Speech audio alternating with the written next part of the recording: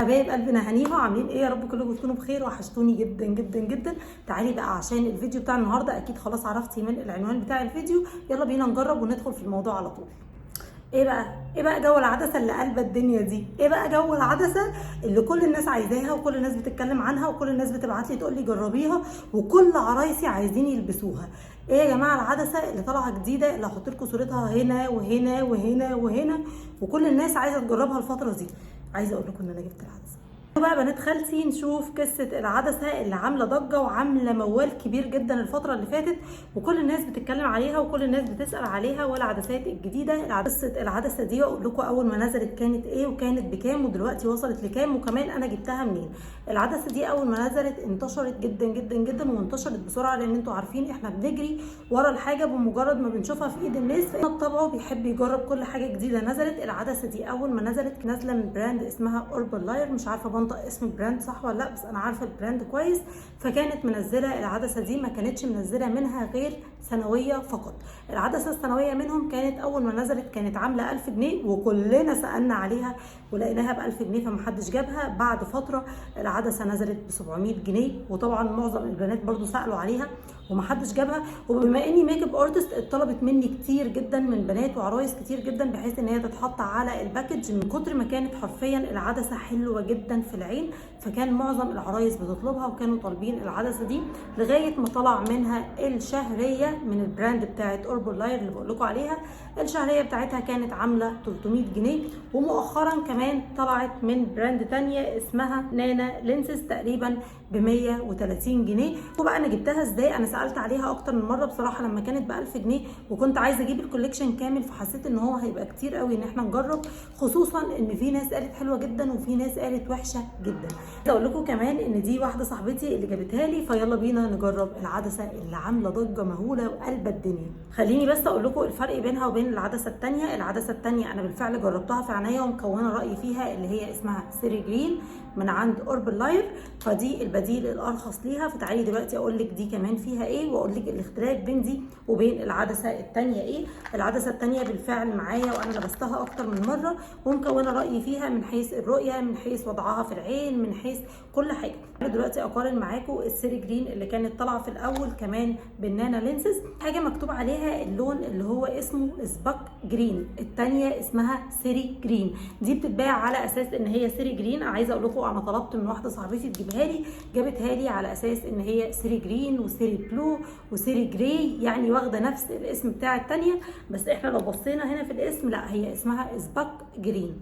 دي لكم كمان العدسه دي شهريه مش سنويه، مكتوب عليها ان هي من انتاج 2024 وممكن تقعد ل 2029. الكلام ده تقعد هنا يعني تقعد بعلبتها بالباكج بتاعها وهي مقفول يا بنات لغايه 2029، عشان في بنات بتقعد حرفيا العدسه عندهم الثلاث اربع سنين دول. يا نهى ما هي مكتوب عليها كده ومكتوب عليها ان هي بتقعد الوقت ده كله، لا يا نور عيني هي مكتوب عليها ان هي وهي في الباكج يعني وهي متغلفه او وهي مقفوله بالشكل ده في المحلول بتاعها او في الماده الحافظه بتاعتها تقعد من 2024 ل 2029، 5 سنين عادي جدا. مش الخمس سنين تقعدهم خالص وهي مفتوحه، محدش يعمل في نفسه كده وما تعملوش في عينيكوا كده. اولا العدسه دي بتكون شهريه، يعني ايه شهريه؟ وعلى ما اعتقد كمان ممكن تطلع يوميه مش شهريه. العدسات يا بنات اليوميه اللي هي بتلبسيها يوم واحد بتكوني مرتاحه جدا فيه، بعد كده تبتدي تلبسيها تلاقيها عملت ضباب او عملت غيامه او ابتدت تشكك جوه عينيكي، فده كله بيكون فالعدسه بتقول لك خلي بالك انا خلاص ما ينفعش تلبسيني تاني، فلما بتلبسيها بتبتدي تشكك عينيكي وبتعمل غيامه وبتعمل حاجات كده اللي بتحصل من العدسات كلنا عارفينها. كمان عايزه اقول لكم ان العدسه دي قطرها 14.2 يعني تقريبا قد قطر العين، فممكن تكون قده بالظبط او في العين تكون موسعه شويه. فهنبتدي نشوف مع بعض، يلا بينا نبتدي نجرب العدسه بتاعت نانا ستور او العدسه الاشهر على الاطلاق بتاعت سيري جرين. اول حاجه يا بنات بصوا ده شكل العدسه من جوه. العدسه من جوه داخل فيها اللون الجرين على اللون الزيتي على شويه خطوط، مش عارفه في العين ممكن يكون شكلها عامل ازاي. تعالوا كده نجرب ونشوف. ده ايه ده؟ ها ايه ده؟ استنوا نكمل عشان احنا ما بنظلمش حد. استنوا نكمل. العدسه دي المفروض ان هي على كل البنات قول الله هي عامله كده، واي حد يشوفها في عين اي حد يكون عايز يجيبها، واي حد يشوف اي حد لابسها يكون عايز يلبسها، واي حد يشوف اي حد عنده تكون عايز يكون عنده. فايه ده بقى؟ ايه ده بقى؟ طيب بكده اكون لبست العدسه. عايزه اقول بس على حاجه صغيره، العدسه لونها افتح واقوى من العدسه بتاعه سيري جرين. سيري جرين مايله اكتر للاخضر، دي مايله الالوان كتير. يعني سيري جرين يا بنات مايله جدا للاخضر، دي انا حاسه ان فيها اكتر من لون وكمان متحدده جدا من الحروف. بس في المجمل للامانه حاسه ان العدسه شكلها مش وحش. يعني انتوا كمان هتقدروا تشوفوني اكتر من ورا الكاميرا، وهتكلم على الاساسيات اللي انا شايفاها من العدسه دي، او بالنسبه للرؤيه بالنسبه ان هي تقيله في العين ولا لا. البنات دي يقال انها شهريه، سعرها 130 جنيه في كل المحلات، احنا جايبينها من محل عادي جدا سعرها 130 جنيه. العدسه حرفيا خفيفه جدا على العين، مش حاسه باي تقل في العين خالص. نيجي بقى للنقطه المهمه وهي الرؤيه. هل الرؤيه كامله من ورا العدسه؟ للامانه الرؤيه مش احسن حاجه. انا حاسه ان البؤبؤ او النني الصغير الاسود اللي احنا بنشوف منه حجمه صغير جدا، فبالتالي مخلي ان الرؤيه مش احسن حاجه. مش معدومه الرؤيه او زيها زي عدسات كتير على فكره، بس عشان ابقى موضحه كويس. دي الرؤيه بالظبط زي ايه؟ زي الضباب الخفيف كده. عارفه لما تكوني بتبصي على حاجه من ورا ازاز عربيه او كده، هي دي الرؤيه بالظبط. لسه ما قعدتش بيها فتره طويله عشان اعرف اذا كانت بتجيب صداع، اذا كانت الرؤيه بتاعتها بتتحسن ولا لا. انا عايزه اقول لكم على حاجه، بغض النظر عن لونها انا حاسه ان انا حبيتها من كتر ما هي حرفيا خفيفه في عينيا. انا مش حاسه ان انا لابسه عدسه، ان هي فيها ميزه حرفيا ما لقيتهاش في عدسات تانية كتير. ايه الميزه يا نهى اللي موجوده، او ايه الميزه اللي انت بتتكلمي عنها؟ الميزه اللي انا بتكلم عنها ان العدسه لو هي مقلوبه مش بترضى تتقلب على ظهرها. يعني انا قعدت فتره طويله جدا وانا بلبس العدسه دي عايزه اقلبها قبل ما احطها في عيني، مش عايزه تتقلب خالص، وكل ما اقلبها تعدل نفسها تاني، كل ما اقلبها تعدل نفسها تاني. فدي ميزه حلوه جدا، لان احنا عدسات كتير قوي لما بنلبسها اكتر ما تعرفش ان انت يا حبيبه قلبي لما تلبسي اللينسز بتاعتك وتلاقيها بتطلع وبتنزل او بتتحرك في عينيكي، العدسه بتكون مقلوبه، فبالتالي العدسه بتكون عايزه تتعدل.